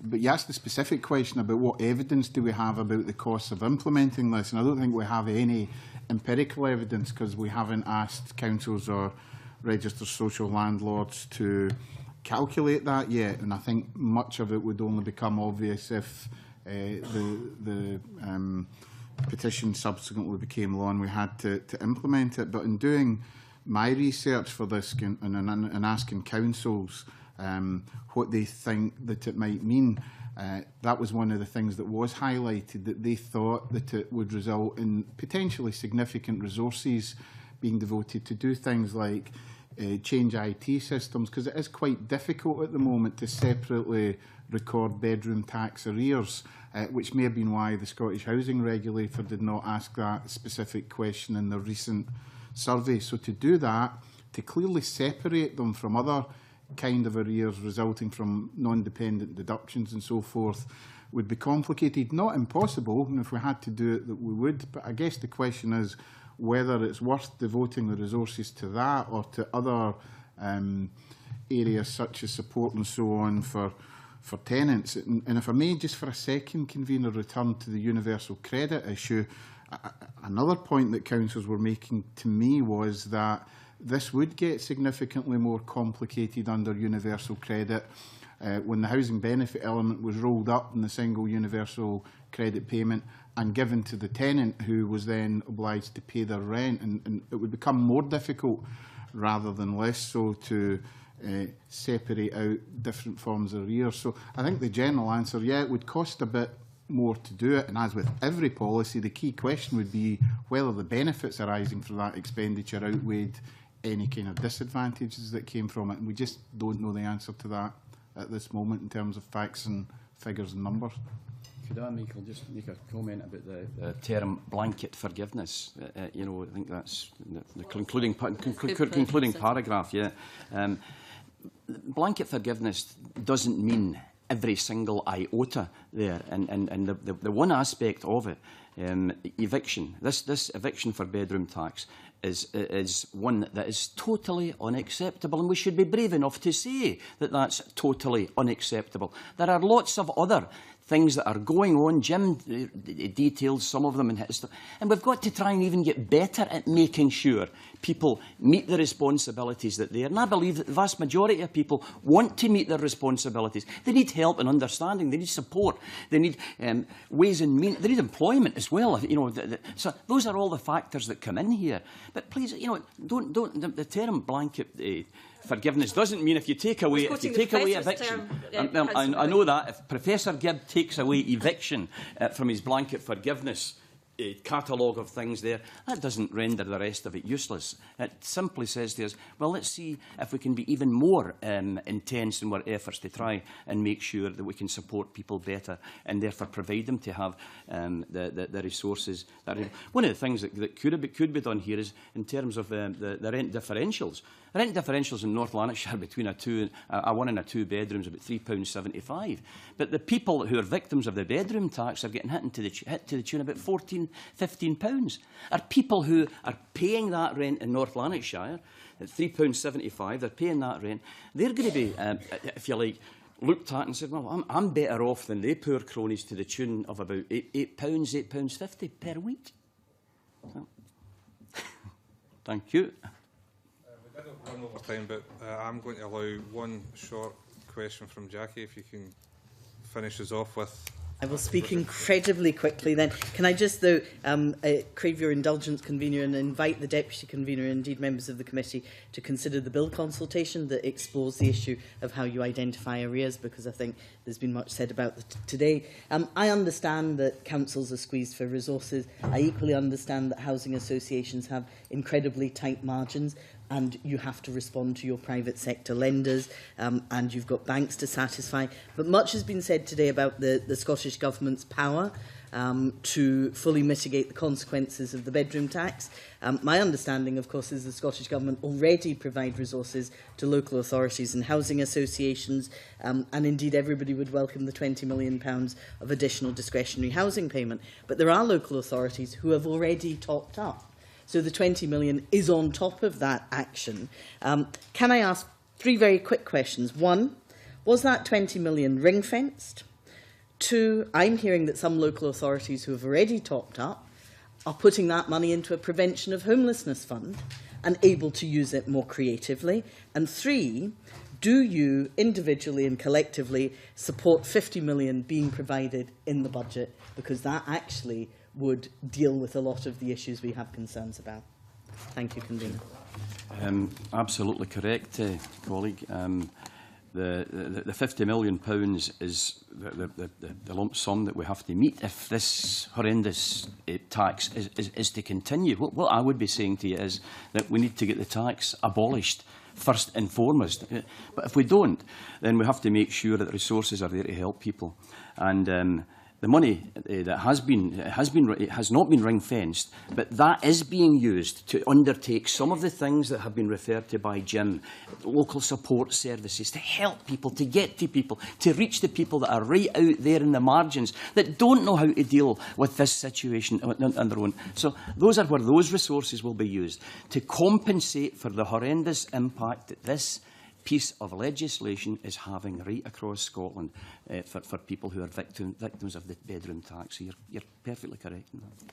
Okay. Anybody else want to make a response to that? I would simply say on the last point there that the support that's given to people hit by the bedroom tax needs to be proportionate. CIH are regularly in front of committees of this Parliament arguing for more money to be spent on building new homes. The more money we put into welfare reform mitigation, if that becomes disproportionate, it's potentially going to come off the house building budget, and it's just about keeping things proportionate across the different types of tenants that are hit by these very difficult welfare reforms. Else want to respond to Jack? Clear on the 3 questions, is it ring fenced? My understanding, which may be wrong, was that it is ring fenced for discretionary housing payments and that councils were using for that. But as I say, I may be wrong in that. In terms of the creative use of surpluses, if you could call it that, for homelessness prevention services, you won't be surprised to hear me say I'm all in favour of that, especially for homelessness prevention, which councils have been particularly good at, I would argue, in the last few years, evidenced by significant reduction in homelessness applications. And would we like 50 million quid, again, from a local government perspective? I'm all in favour of government maximising resources to local government. If it's given to councils, we will do good and preventative things with it. And David. Just to say that we've been having these discussions in the House at SFHA as well. I mean, we've taken quite a cautious approach to this because we're not convinced that the £50 million figure is actually that accurate. We would want to have a far more robust evidential basis before we would be able to make a statement, not beyond where we're at already. The evidential the issue is that's the as I understand it, the Welfare Reform Committee's own report, third report from earlier this year, which quotes £50 million one-off cost of bedroom tax to the Scottish economy. I know that's I'm not going to quibble on this one too much, but the issue is, since then, the bedroom tax has been implemented. What about the on-costs, the admin costs, and all the there's too much variability from that. So we would want to have something far more robust before we were able to make a statement. Obviously, though, any further mitigation that's available is most welcome, because anything that helps tenants is most welcome. Harry, one last comment. Point. It's to do with the ring fencing. As far as ring fence money is concerned, we in North Lanarkshire had already decided, before the money became available, we had already decided that the 1.5 times factor was going to apply. We're pleased that we were able to secure from the Scottish Government the 20 million. And the resources that come from that, some of those resources are currently being used in addition to the resources that we had already set aside for that. So in that sense, it isn't ring-fenced in that we can take the balance between the monies that are coming from the Scottish Government on this particular matter and the money that we had already put in. We can take that balance and we can use that in the homeless initiatives that your colleague was referring to earlier. Just for clarity. Thanks very much, Harry, for clarifying that point. Can I thank the witnesses for their contribution this morning?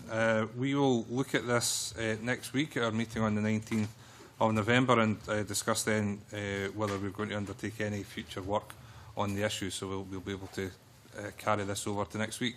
So I'll suspend the meeting just now before we take our next agenda item. If people can take a few minutes just to change places. Thank you.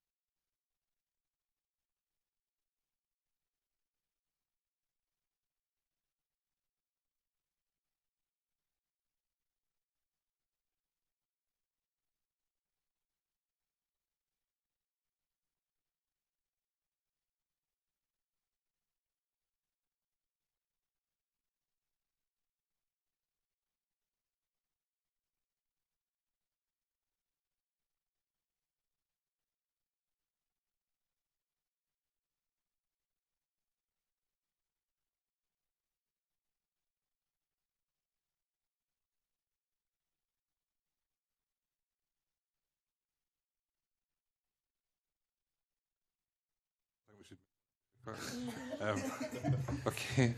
We come now to agenda item 3. The next item of business is consideration of our Council Tax Reduction Scotland Amendment Number 4, Regulations 2013 SSI 2013/287. These instruments were considered by the Subordinate Legislation Committee at its meeting on the 5th of November. The committee did not draw the attention of the Parliament to any instrument or any grounds within its remit. And to consider the instrument, we are joined by Jenny Brough, Team Leader of the Council Tax Unit of the Scottish Government. And I'd like to apologise for keeping you so long this morning, Jenny. I know you expected to have this session about an hour ago, but thanks very much for staying with us. Have any members got any questions they wish to ask in relation to this? Okay. I'll just ask. Thank you. Just ask, have there been any changes to the regulations following the evidence that the government heard on the regulations itself? Submissions from CPAC and others? The last time I attended on the, I assume you're referring to the Amendment Number 2 regulations around reviews, but no, those regulations proceeded through, so there were no changes. No, no changes, right.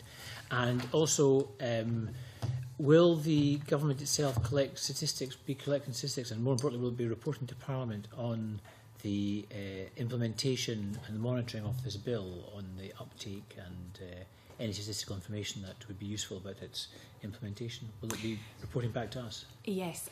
When council tax benefit was abolished earlier this year, the DWP at that time obviously stopped collecting any statistical information.